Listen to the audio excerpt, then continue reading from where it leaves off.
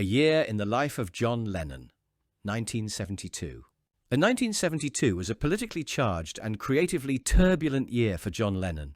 His music, activism, and legal battles all intensified as he continued to fight for peace, equality, and his right to stay in the United States.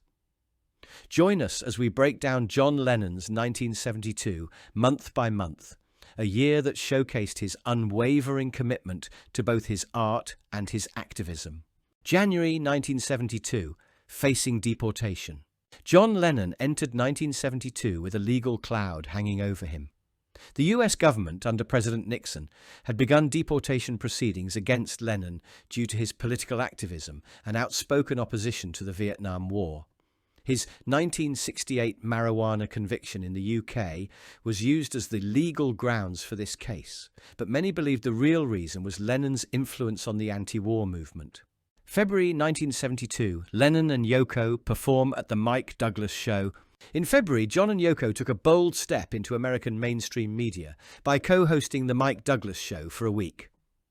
The couple used the platform not only to perform their music, but also to discuss political issues, peace activism, and social justice. Guests included radical activists like Jerry Rubin and Black Panther Party co-founder Bobby Seale. March 1972. Recording some time in New York City. In March, John Lennon was busy recording his politically charged album Sometime in New York City. The album, a collaboration with Yoko Ono, reflected their increasing involvement in social causes. It tackled issues like women's rights, racial equality, and anti-war protests, but the overtly political content would later lead to mixed reactions. April 1972, the John Sinclair rally and single. In April, John Lennon continued to use his platform to support activists and political prisoners. The John Sinclair Freedom Rally in Ann Arbor, Michigan, was one such event. Sinclair, a poet and activist, had been jailed for possession of marijuana, and Lennon wrote the song John Sinclair to support his release. The rally drew major attention, and Sinclair was released just days later. May 1972.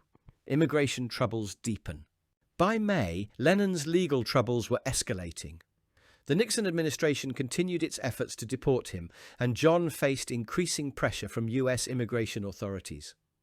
Despite the stress, Lennon remained undeterred, using his music and platform to speak out against what he saw as government oppression. June 1972, the release of Sometime in New York City. June saw the release of Sometime in New York City, an album that reflected Lennon's deepest dive into political commentary. Tracks like Woman Is the Of the World and Attica State tackled women's rights and the Attica prison riots, respectively. However, the album's blunt approach and Yoko's vocal presence received mixed reviews, with some praising its boldness and others criticizing its lack of subtlety. July 1972. Lennon and Yoko rally for peace. Throughout the summer of 1972, Lennon and Yoko continued to participate in anti-war demonstrations and peace rallies. Their activism became even more intertwined with their music, as they pushed forward the message that war could end if people demanded it. The couple's War is Over campaign continued to gain traction, especially as the US withdrawal from Vietnam became a growing demand. August 1972 one-to-one benefit concerts. August was marked by one of Lennon's most famous performances, the one-to-one concerts at Madison Square Garden. These benefit concerts were held to raise money for children with disabilities, with proceeds going to the Willowbrook School, a facility for children with intellectual disabilities. The concerts featured Lennon performing some of his solo hits and Beatles classics in what would be his last full-length concert appearance. September 1972. Fighting deportation. In September, Lennon's deportation case heated up. He attended multiple legal hearings where he publicly decried the efforts of the US government to silence him through deportation. Despite the looming threat, Lennon remained defiant, continuing to speak out against the Vietnam War and the political establishment. October 1972. Lennon and the presidential election. As the US presidential election approached, Lennon became increasingly vocal about the importance of political participation. He urged young people to vote against Nixon, seeing the president as a major obstacle to peace and social progress. Though Lennon couldn't vote himself, he encouraged others to use their voices to effect change.